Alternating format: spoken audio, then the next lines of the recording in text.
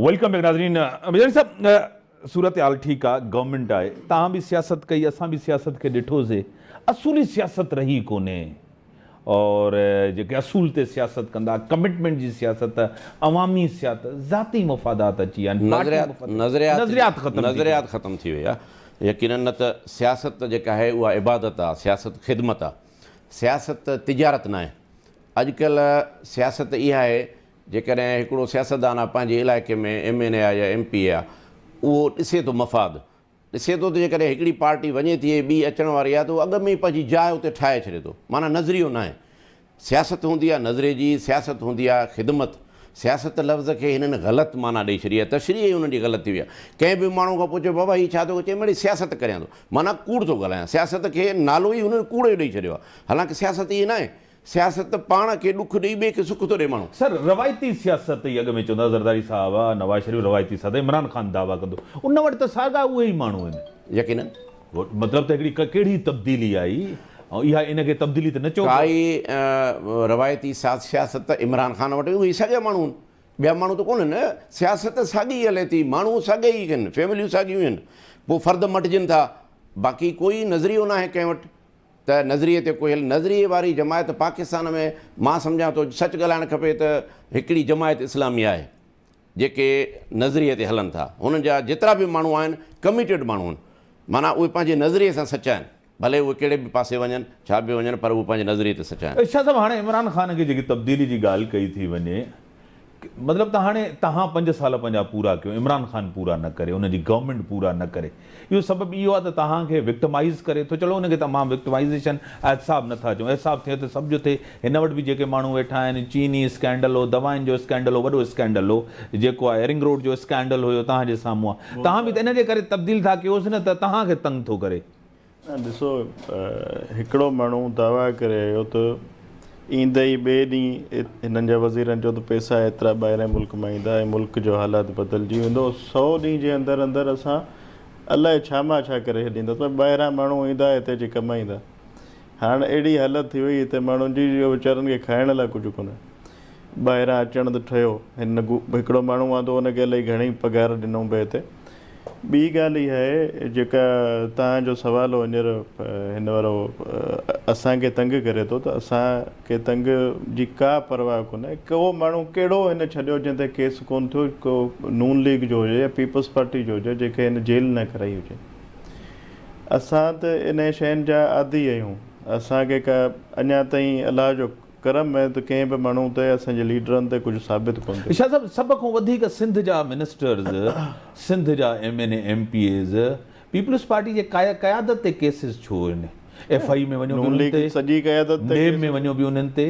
साईं, तव्हांखे FI ते यकीन आहे? मुंहिंजी ॻाल्हि, अदालतुनि में केसिस बि तव्हां ते? असांखे अदालत ते यकीन आहे, असांजी अदलिया ते यकीन आहे। उन्हनि जी जेको फ़ैसिलो ईंदो उन्हनि ते सॼे पाकिस्तान खे, असांखे, असांजी पार्टी खे बि यकीन आहे।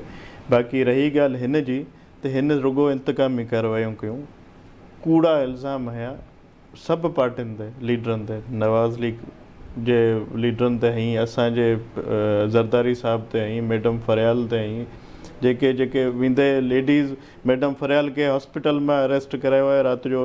ॾिसो, इहो तरीक़ो कोन हूंदो आहे। उन जे बावजूदि असांजा लीडर सभु पाकिस्तान में वेही हिते फेस कयूं, केर बि ॿाहिरि कोन वियो। ऐं अॼु ताईं अल्हम्दुलिल्लाह कंहिं ते केस साबित कोन थियो आहे। आसिफ़ साहब त 11 साल जेल बि कटे आयो, उन जे बावजूदि कोई केस। आसिफ़ साहब जेको जेल कटे आयो, जमहूरियत जे करे त न आयो, करप्शन जे केस, जमहूरियत ते कहिड़ो फ़ाइदो? करप्शन ते अॼु ताईं को केस साबित कोन थियो साईं। अॼु ताईं को केस साबित न, तव्हां जेल काटियो न साईं, जेल काटे इंतकाम में काटी। नून लीग जे माण्हू तव्हां ते केसिस कया, तव्हां नून लीग जे पाण ॿई गॾु। ॻाल्हि चइजे जेका, त हक़ीक़त उहो त सॼी, अगरि पोयां ॾिसो त सभई सियासी केसिस आहिनि, को ज़ाती या को साबित थियल। इमरान ख़ान जा केसिस न, इमरान ख़ान हींअर उन में साईं नैब खे यूज़ कंहिं कयो पियो? नैब कंहिं ठाही साईं? साईं नैब कंहिं ठाही, पर यूज़ कंहिं कयो? यूज़ इमरान ख़ान कयो। हींअर हर लीडर ते यूज़ कई। हाणे अवां पाण सोचो त हिन जे, अगरि हिन जो वक़्तु ईंदो त हिन खे केरु छॾींदो? ख़ैर, असांजी इहा रवायती कोन्हे पाकिस्तान पीपल्स पार्टी जी। पोयों टेन्योर अवां ॾिठो हूंदो, माशाल्लाह 5 साल हुकूमती तारीख़ में पहिरें दफ़ा आसिफ़ अली ज़रदारी जी क़यादत में पूरा थिया। उन में कंहिं ते बि का इंतकामी कार्रवाई कोन थी। हींअर बि आऊं सम्झां थो त असांजा लीडर एॾे वॾे दिलि जा आहिनि जो कंहिं ते अहिड़ी हरकतूं कोन ठीकु आहे। जहिड़ियूं हिन कयूं। हा वेर साहब, तव्हां बुलेदी इतिहाद जा बि हिकिड़ा वॾा सरबराह हो, तमामु घणो ज़िम्मेदारी आहे। माण्हुनि जी हालत तब्दील कोन थिए थी, माण्हुनि जा इशूज़ तमामु घणा आहिनि। का बि गवर्नमेंट आहे उन्हनि जी प्रायोरिटी इहा न आहे त माण्हुनि जा इशूज़ हल थियनि, उनखे रिलीफ मिले, माण्हुनि जी ज़िंदगी बहितर थिए। छा चवंदो? हमीर साहब, असां असल में जेका पाकिस्तान बुर्दी बुलेदी एसोसिएशन ठाही आहे, वजूद में आंदी आहे, उनजो मेन मक़सदु ई इहो आहे त जेके क़ौमी सरदार हुया, हेॾियूं वॾियूं सरदारियूं हुयूं, उन्हनि वटि हेॾा वॾो राज आहे। घटि में घटि 110 सब कास्टूं आहिनि, पाड़ा आहिनि असांजी बुलेदी क़ौम जा। हाणे 110 पाड़नि वारा माण्हू बिल्कुलु ई बेयारो मददगार, हर लिहाज़ सां उन्हनि जो इस्तेसाल थिए पियो। हाणे बलोचिस्तान में ठही आहे इहा कच्छी कैनाल। कच्छी कैनाल जे मथे पासे खां बुलेदिन जी घटि में घटि बि 70,000 एकड़ ज़मीन आहे। उहा 70,000 एकड़ ज़मीन हेतिरनि सारनि क़ौमी सरदारनि जे हूंदे उहा ज़मीन उते जेके हिन ॿिया धारिया माण्हू जेके आहिनि उहे कब्ज़ो करे वञनि था पिया, उहे वेठा आहिनि। हीअ वञनि था, हिननि खे बंदूक हणे हिननि खे मोटाए छॾनि था। का वारसी कोन्हे, काई मालिकी न आहे। असां पाकिस्तान बुर्दी बुलेदी एसोसिएशन जे ठाहिण खां बाद अलाह जी महिरबानी सां असां पूरे पाकिस्तान में असां हिन तनज़ीम खे जेको आहे फ़ाल कयो आहे ऐं असांजी तनज़ीम साज़ी आहे। हाणे कोयटा में ताज़ो असांजो हिकिड़ो छोकिरो शहीद थियो, बस जो वीचारो कंडक्टर हुयो, ड्राइवर हुयो। उन जे लाइ उनखे सरेआम दहशतगर्दनि उते मारियो। उहो माण्हू बि ज़ाहिर थिया, पर पुलिस हिन महिल ताईं उन्हनि जा माण्हू असली न पकड़िया आहिनि। असां उन जे लाइ एतिजाज कयो आहे पूरे पाकिस्तान में, कराची खां वठी वेंदे कश्मीर ताईं, बलूचिस्तान में डेली जी बुनियाद ते एतिजाज थियनि था, पर उन्हनि जे मथे में जूं नथी रेंगे पई। छा आहे त मालिकी कोन्हे उन्हनि जी का। हाणे इन असांजे हिन इतिहाद मां इहो फ़ाइदो थियो आहे त जॾहिं हीअ असां मीडिया ते, सोशल मीडिया ते खयोंसीं त हाणे उहे जेके कातिलनि जा वारिस आहिनि उहे हाणे मिड़ खणी अची उन्हनि जे दर ते पहुता आहिनि।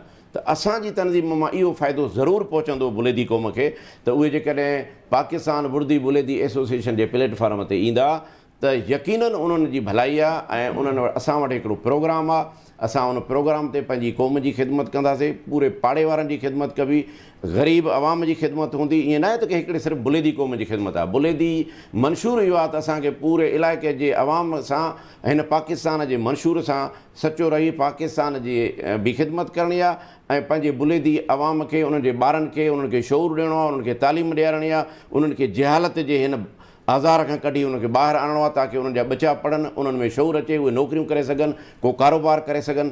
इहो मक़सदु आहे मेन। ठीकु आहे साईं शाहज़ाब, ज़रदारी साहब शहबाज़ शरीफ़ खे चयो आहे त प्राइम मिनिस्टर असांजो हे आहे।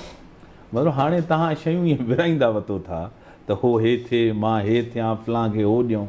मतिलबु त इन सां त इहो ई साबित थिए थो त सॼी जंग जेकी आहे इक़्तिदार जी जंग आहे। ॾिसो, हिकिड़ी सम्झियल ॻाल्हि आहे, नोन ॻाल्हि आहे त हुनजी मेजोरिटी आहे हींअर असेंबली में। अगरि असांजो अलायंस जेको आहे अपोज़िशन जो, हुन में मेजोरिटी, बिलावल साहब बि इहा ॻाल्हि कई, आसिफ़ साहब बि इहा ॻाल्हि कई त हुन में कंहिं पहिरें बि साफ़ ई पुछाए कयो त हुननि चयो त असांजी मेजोरिटी जेका पार्टी जी नून लीग जी आहे हुनजो हक़दार जेको आहे शहबाज़ शरीफ़ साहिबु आहे। त इन में विराइण जी ॻाल्हि त कोन्हे, हिकिड़ी जाइज़ ॻाल्हि ई जेका उहा कई।